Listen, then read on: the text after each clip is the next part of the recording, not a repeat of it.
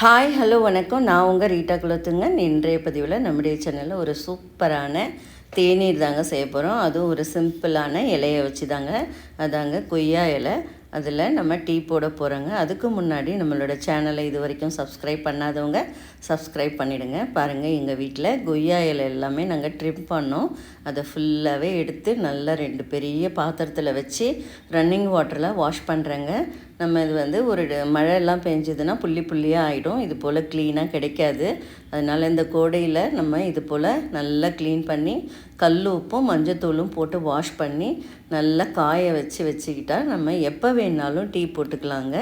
இலையெல்லாம் நிறைய டைமில் அந்த ஃபங்கஸ் மாதிரி வந்துடும். அதனால் நம்ம கொஞ்சம் நல்லா க்ளீனாக தான் இருக்குது. இருந்தாலும் நம்ம ப்ரிசர்வ் பண்ணி வைக்கிறப்ப நம்ம கல் உப்பும் மஞ்சளும் போட்டு நல்லா கழுவி ஒரு பாத்திரத்தில் காய வச்சுக்கிறோங்க. காய வச்சுட்டா நம்ம எப்படி சிம்பிளாக டீ போட போகிறோன்றதையும் பார்க்க போகிறோம்.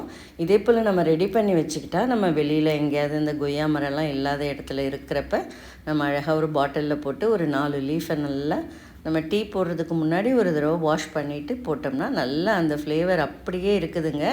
பாருங்கள், எவ்வளோ நிறைய 2 பாத்திரம் ஃபுல்லாக க்ளீன் பண்ணி வச்சுக்கிறேங்க. நமக்கு ஒரு 5-6 மாதத்துக்கு கொய்யா மரமே இல்லைனாலும் கவலை இல்லைங்க. இப்படி கிடைக்கிறப்ப நீங்கள் கூட வாங்கி நல்லா கழுவி தட்டில் கொஞ்சம் கொஞ்சமாக துணி போட்டு காய வச்சு எடுத்துக்கலாங்க. பாருங்கள், இது ஒரு நல்லா ஃபுல்லாக முடிச்சிட்டேன் கழுவி. எவ்வளோ சுத்தமாக இருக்குது பாருங்கள். இது அப்படியே ஒரு வெள்ளை துணியில் காய வைக்க போகிறேங்க.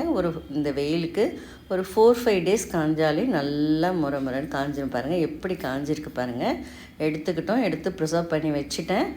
2 கொத்து மட்டும் எடுத்துக்கிறேங்க. இப்போ நம்ம டீ போட்டு காட்ட போகிறோம். ஒரு 2-3 கிளாஸ் தண்ணி கொதிக்க வச்சுட்டு அதில் இந்த இலையை நல்லா கொஞ்சம் தண்ணியில் ஊற வச்சுருக்கேன். கூடவே ஒரு லெமன் எடுத்துக்கோங்க. 2 டேபிள் ஸ்பூன் ஜீரகம், ஒரு துண்டு இஞ்சி. இவ்வளோ தாங்க இந்த கொய்யா டீ போடுறதுக்கு. இந்த இஞ்சை போட்டு ஒரு தட்டிக்கோங்க. இந்த கொதிக்கிற தண்ணியில் இந்த காய்ந்த கொய்யா இலையை கொஞ்சமாக நம்ம தண்ணியில் போட்டுக்கிட்டால் நமக்கு அந்த சாஃப்டாக நல்ல வாசனை வரும்.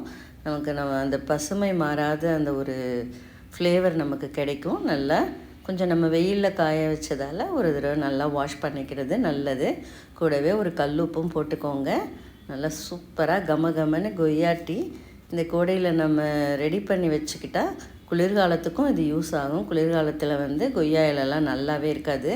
கிடைக்கிறப்ப இதே போல் நம்ம ப்ரிசர்வ் பண்ணி வச்சுட்டா ஜம்முன்னு கொய்யா டீ சாப்பிடலாங்க. பாருங்கள், கொய்யாவில் நிறைய விட்டமின்கள் இருக்குங்க. விட்டமின் சி, விட்டமின் B6லாம் இருக்குது, கால்சியம் இருக்குது. நமக்கு ஒரு 4 இலையை பச்சையாக மென்று சாப்பிட்டா பல் பிரச்சனையும் தீர்ந்துருங்க. பல் வலி இருந்ததுன்னா கொஞ்சம் கொஞ்சமாக குறையும். நிறைய நமக்கு தொடர்ந்து இந்த கொய்யா டீயை 12 வாரம் தொடர்ந்து குடிச்சிட்டு வந்தால் நமக்கு நீரிழிவு நோய் கொஞ்சமாக கட்டுப்படும்னு சொல்கிறாங்கங்க. பாருங்கள், அப்படிப்பட்ட ஒரு அரிய வகை இலையை நம்ம இனிமேல் இது வரைக்கும் நீங்கள் இந்த கொய்யா டீ சாப்பிடாமல் இருந்தால் இதே போல் செய்து சாப்பிடுங்க. கண்டிப்பாக உங்களுக்கு பிடிக்கும். நீங்கள் இதே மாதிரி ப்ரிசர்வ் பண்ணியும் வச்சுக்கோங்க. அதுக்காக தான் இந்த வீடியோவே போடுறேன் நான்.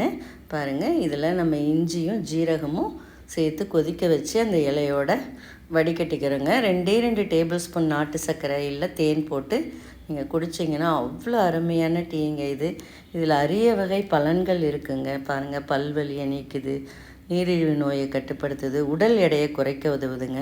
இப்படிப்பட்ட தேநீரை நீங்களும் செய்து பாருங்கள். இந்த வீடியோ பிடிச்சிருந்தால் லைக் பண்ணுங்கள், ஷேர் பண்ணுங்கள், சப்ஸ்கிரைப் பண்ணுங்கள். கூடவே இதே போல் நீங்களும் செய்து பாருங்கள். தேங்க்யூ.